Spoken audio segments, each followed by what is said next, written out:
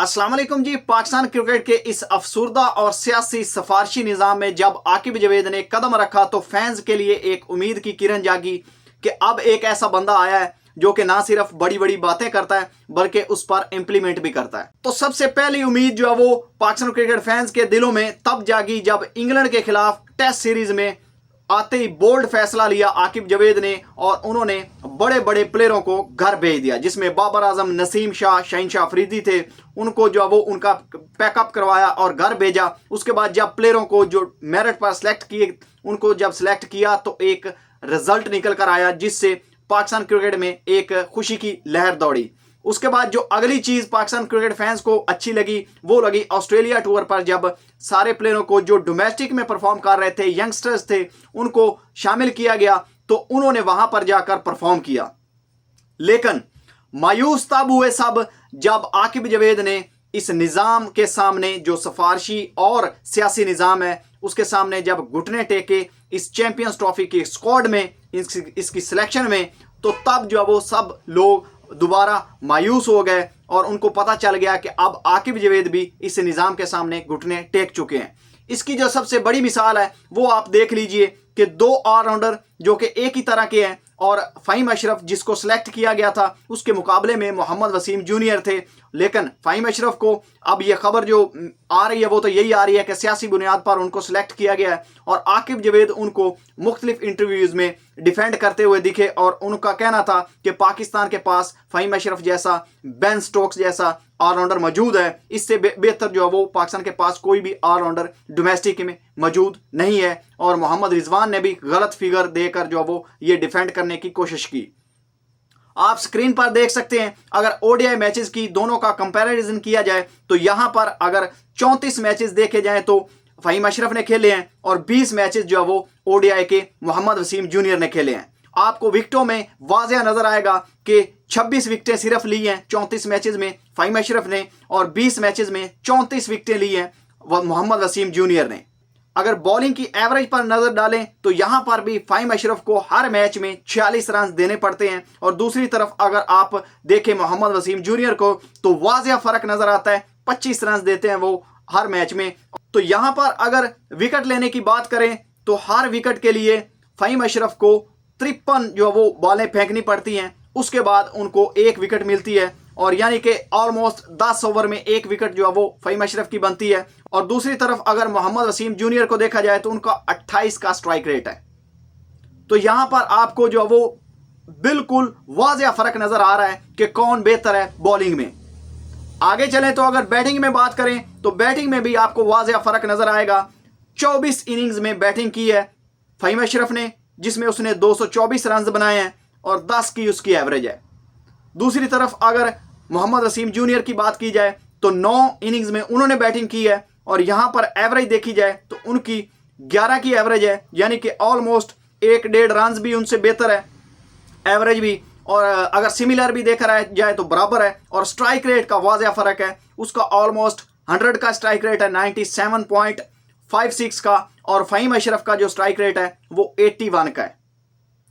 तो यहां से आप अंदाजा लगा सकते हैं कि कैसे मेरिट की धज्जियां उड़ाई जाती हैं और उसके बाद फिर जब सियासी तौर पर प्लेयर को ऐड किया जाता है तो फिर उसको डिफेंड भी किया जाता है।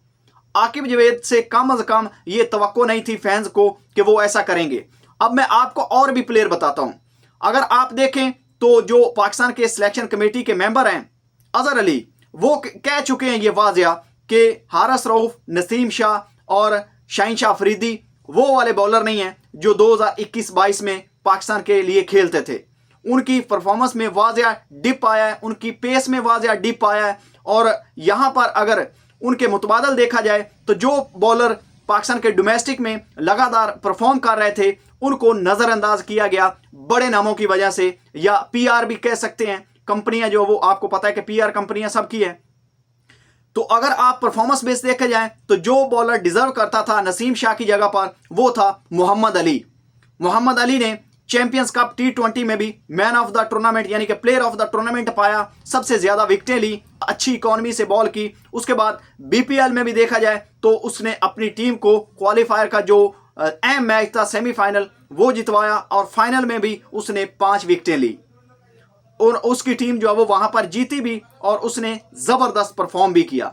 उसके बाद अगर देखा जाए तो पीएसएल में भी सेकंड हाईएस्ट विकेट टेकर थे मोहम्मद अली 2024 का जो सीजन गया है, और इसमें उसामा मीर 2 से 3 विकेटों से उसने बर्तरी हासिल की थी। नहीं तो जो पहला स्पेल था यानी कि सेमीफाइनल से पहले पहले इस टूर्नामेंट का पीएसएल का, वहां पर हाईएस्ट विकेट टेकर थे मोहम्मद अली और उसके करीब करीब भी कोई नहीं था। हालांकि इसी टूर्नामेंट में शाहीन शाह अफरीदी भी थे, नसीम शाह भी थे, हसनैन भी थे, सभी थे, हारिस रऊफ भी था।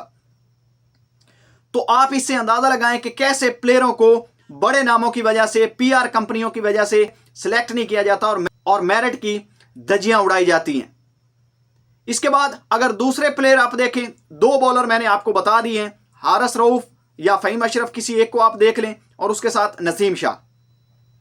अब बात कर लेते हैं जी तीसरे बॉलर जिसकी परफॉर्मेंस में अजहर अली के बकौल डिप था, लेकिन उसके बावजूद भी उसको सिलेक्ट किया गया, लगातार मौके दिए गए, वो है जी पाकिस्तान के ईगल शाहीन शाह अफरीदी। उसके मुकाबले में अगर आप देखें तो आकिफ जवेद, जिसको अब रिसेंटली सिलेक्ट किया गया इस ट्राई नेशन सीरीज के लिए और उसको जो वो फाइनली मौका मिला है, तो उसकी आप डोमेस्टिक की परफॉर्मेंसेस देखें, उसकी पेस देख लें तो उसमें जमीन आसमान का फर्क है। शाहीन शाह अफरीदी को 140 तक पहुंचने के लिए जो वो इतना जोर लगाना पड़ता है कि उसकी हालत खराब हो जाती है। अगर दूसरी तरफ आकिफ जवेद को देखें तो वो इजीली 145, 148, 150 की बॉलिंग कर रहा है। बांग्लादेश जैसी थकी हुई पिचेस पर उसने 150 की स्पीड से बॉलिंग की और 20 विकेटें वहां पर उसने ली। इससे पहले चैंपियंस वनडे कप में भी उसने सबको जो वो अपनी बॉलिंग से मुतासर किया और पाकिस्तान के जो साबिक कोच थे गैरी क्रस्टन, वो उनको पाकिस्तान की इस टीम में सिलेक्ट भी करना चाहते थे ऑस्ट्रेलिया टूर के लिए। तो जब उसके बाद आपको पता है कि मैनेजमेंट चेंज हुई तो फिर वो फैसला भी चेंज हो गया और हारिस रऊफ, नसीम शाह और शाहीन शाह अफरीदी के साथ ही पाकिस्तान गया। तो जब आप नीचे प्लेयर्स को तैयार नहीं करेंगे, खुदा ना खास्ता शाहीन शाह अफरीदी को इंजरी हो जाती है, हारिस रऊफ को जैसे इंजरी हो गई है या नसीम शाह को इंजरी पहले भी हो चुकी है, अगर इसको बीच टूर में इंजरी हो जाती है तो आपने कितने प्लेयर हैं जिनको बड़े मैच का तजर्बा दिया या उनको खेलने का मौका दिया है, जो बॉलर आपके डोमेस्टिक में लगातार परफॉर्म कर रहे हैं और धक्के खा रहे हैं।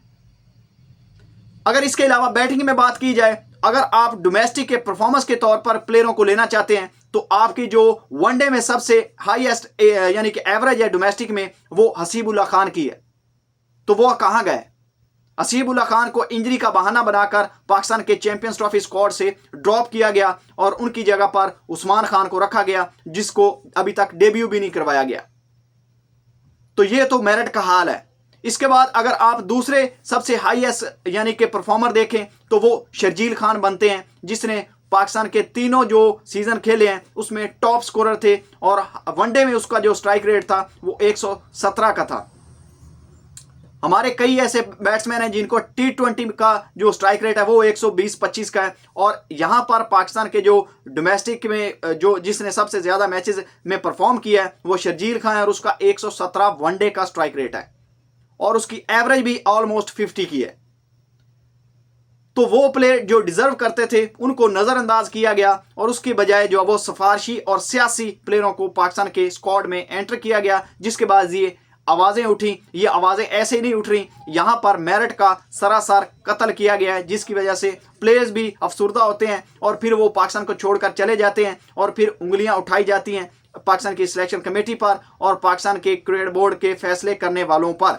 तो जो बाकी का फैसला है वो आप खुद कर लीजिए कि कैसे सिलेक्शन में जो वो गलतियां की हैं आकिब जवेद ने और कैसे अपने आप को और पाकिस्तान क्रिकेट बोर्ड को और सिलेक्शन कमेटी को एक्सपोज किया।